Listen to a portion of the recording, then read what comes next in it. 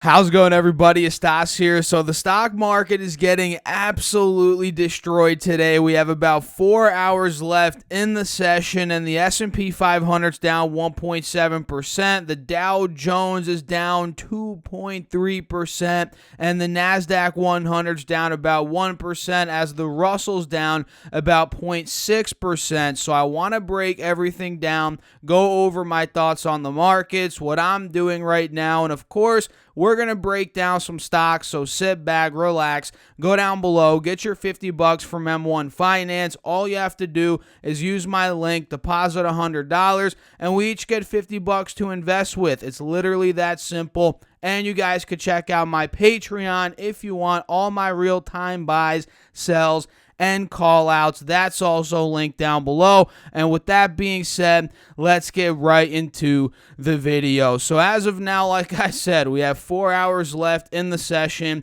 and it's an absolute bloodbath out there. We have the SPY, S&P 500 ETF, tanking under not only 430, which we called out in my previous video, but also under 428 and under the 180 SMA here on the 4 hours. So we're completely collapsing. The falling knife is there. It's clearly a falling knife. And at this point in time, we're testing the high point from the beginning of May, more towards the middle of May, at $424 as support. And we might see some sort of relief rally here. I wouldn't be surprised if we were to see that. I mean, you guys can see we did hold 423 earlier in the session, saw a bit of a rally to 424, or rather 425.50. So don't be surprised if we saw a relief rally at this point right here. But let me tell you guys, if this falls under 424, it's going to get ugly, and it's going to get ugly fast. I'm thinking we're probably going to go to about 412, 413 if we were to fall under there. And dare I say we fall under that, we go to 405, 400. Yeah, that's definitely possible. So watch out for that. QQQ is also looking pretty ugly, but then again, guys, in the grand scheme of things, this is a healthy pullback, not only on QQQ, but on SPY as well. And we can see on QQQ here, unlike SPY, we are holding above the 180 SMA as of now, which has held as support over the past couple of weeks, and that's at about $350 per share. So I want to see if we see some sort of relief rally there. Do we collapse under 350? If so, we'll probably go to about 345, 343, which was the high point from the middle of April into May a little bit. So, yeah, I mean, technically speaking, I'd say QQQ looks a little bit better than SPY, and it's not getting hit nearly as hard as SPY today and as the Dow. I mean, the Dow is getting destroyed. We have banks not doing well today. The oil stocks are definitely not doing well today.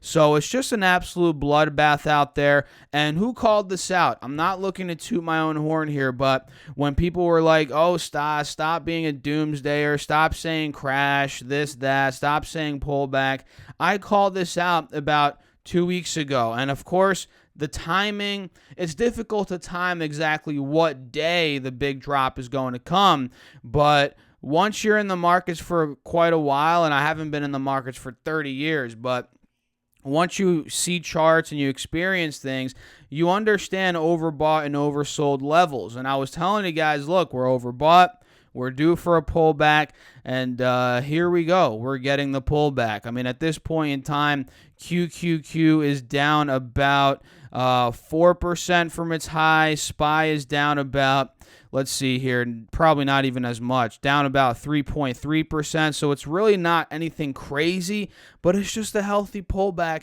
in an overbought market. And this is great, especially if you're looking to average into certain positions, ETFs, and so forth, which I've been doing a lot of today. I put a lot of buy orders in today, and you guys know on my Patreon that I did that because you get all my buys and sells and call outs there. So let's talk about some stocks. And first and foremost, why is the market selling off? It is because of the CV variant. That is causing a lot of fear right now. And we're noticing volatility is up 24%. The VIX is up 24%, shall I say, which is an indicator of fear and volatility. So there's a lot of fear around this new variant, the Delta variant, and whether or not we're going to see shutdowns again, a slowdown in the economic progress that we've been making. So we're seeing a bit of a sell-off. And do I think we're going to see a repeat of March 2020? Absolutely not, guys. I don't think we're going back there. I just think this is a little hiccup, a bump in the road. Sure, we could go a bit lower, but I'm viewing this as a buying opportunity in terms of the overall, markets here, individual stocks, and so forth. So let's talk about some stocks here that I'm personally looking at. Number one is CCL, and I actually opened up a position on this one earlier today. If you guys saw my video yesterday on Sunday, I mentioned how if this were to break under 20 and start pushing down towards the low point from earlier in January, so about 6 months ago, half a year ago, at about $18, if it started to push towards that point, I was going to add an initial midterm swing position, and that's exactly what I did. I added some at $19.68 earlier today, and if you guys didn't know, I'll say it again, I'm in Hawaii right now, so the time zone is a bit off. So the markets open up at 3:30 a.m. here, so I got up at like 5 a.m. Actually, no, I was up before that, like 4:30 a.m., and I caught this downswing on CCL. It got down to 1920. I didn't get it at 1920, but on the spike back up, I got it at 1968. And look, guys, this could go lower. It very well could, down to 18. Who knows? It could collapse under 18. But in my opinion, this is it's pretty oversold, very oversold at that. It's down about 40% from the $31 high we saw a couple months ago. Well, that was actually not even a couple months ago, guys, more like a couple weeks ago. In the beginning of June, we were at 31 per share. So I'm very comfortable adding here and potentially adding even more if it goes lower. And I'm already up on my position. I'm up about 2% or something like that, maybe a little bit less than 2%. Let's take a look here together, guys. I'm currently up about 2% exactly. Earlier, it did get about 10 minutes ago, 20. It got to about $20.30. But to be honest, I'm not looking to take the quick profit on this. I might change my mind on that. But as of now, I'm not looking to take the 2% quick gain that I saw, because I think, quite honestly, in the very short term, midterm, I think there is going to be upside back to the mid-20s. I'm thinking $24, $25. That was the low point in March, April, into May a little bit. That was also the low point earlier in July. So I think a relief rally could get us there. And let's say, for example, we do see a spike in the markets tomorrow or something, or later on today, a bit of a relief rally. I think that's going to bring up CCL with it, it being very oversold. So I want to position myself into this. I really like it as more of a recovery play, kind of not even a contrarian play, but just a play on the kind of the fear right now in the overall markets in terms of the spike and the CV, the variance, and so forth. So I like CCL a lot.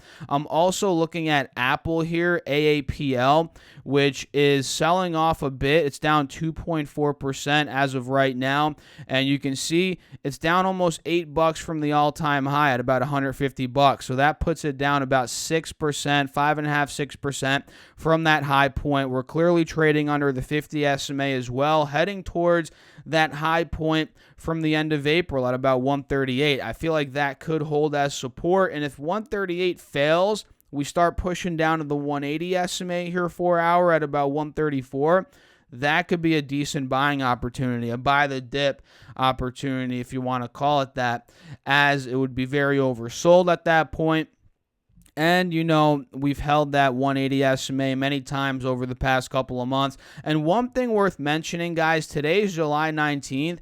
Big Tech is reporting earnings, in the next week. So 8 days from now, 8 calendar days from now, on the 27th of July, Apple is reporting earnings. So we got to watch out for that in terms of Apple, Amazon, Google, Microsoft. If these companies do very well, and you guys know they have a huge weighting in the overall markets, listen, if they do well, we could end up seeing a pop in the markets again, despite us seeing a sell-off right now due to the massive weighting that they have on the S&P, the NASDAQ, and so forth. You guys know what I mean, right? So I'm keeping my eyes really pinned on Apple, Amazon, all these big tech earnings coming up. And of course, we're going to be watching SPY, QQQ, and we're going to be covering it here on the channel. So make sure you guys subscribe. And of course, smash that like button if you all are enjoying the video thus far. And Snapchat is another one I'm looking at, which is a bit oversold in my personal opinion. And we are seeing a bit of divergence here. Take a look. RSI on the 4-hour. We are seeing a bit of a bottom spike here, higher lows on the RSI, but we're noticing the trend is still down on Snap in terms of the candlesticks here. And notice how we have earnings on Snap coming up. Earnings are in 3 days from now on the 22nd of July, and we're currently up 0.25% on the day thus far. And let me see, that intraday chart's looking pretty good. Look at that. We hit 57 earlier. Now we're at almost 59.50. So the stock intraday is moving nicely. We just need to see a break past, I'd say, let's draw this out right here. We need to see a clear-cut break past 59.50, which we're pretty much at now, and into the $60 level. Because look, 60, 59.50, that was the low all of June. Pretty much beginning of June into the middle of June. So if this level breaks, I think we fill the gap towards $62, which was the low point earlier this month. In July, more towards the beginning of the month. So look for that move in Snapchat. And if 62 breaks, we're probably moving up towards 64, 65 towards the moving averages here on the 4-hour chart. And again, we're seeing a bit of a bullish divergence. So that is a good sign overall that we could be moving up in terms of this stock. So watch out for Snapchat. Occidental Petroleum is one that I'm very thankful I sold out of last week, or was it the week before? I'm pretty sure it was last week. We ended up hopping in on this as a quick trade. Actually, no, I think it was the week before last. We hopped in on this as a quick trade, locked in about, I think, 2% profit. And look what happened, guys. We hopped in on the trade here.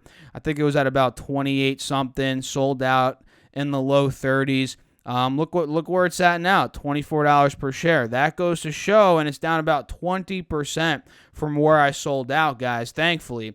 And that goes to show why it's so important to lock in profits when things are getting shaky and look for re-entry, because you never know what's going to happen. And at this point in time, Oxy is actually approaching down to $23, $24. That's where it is as of now, which was that low point from April into May a little bit. So I feel like we could get some sort of relief rally here in Oxy and overall in energy in general. I mean, energy's been slammed. Let's take a look at crude oil. Crude oil is down a ton due to this whole fiasco with the variants. Demand for oil might go down. Energy might go down. So that is a real fear right now. And I'm not completely buying that. I think this is a dip buy opportunity in energy. I mean, crude oil's down 14%. In fact, I've been buying XLE, which is an energy ETF. I bought this, was buying it in the low 50s, bought more today at 46.90 or something like that. So I'm going to continue adding into oil, into energy.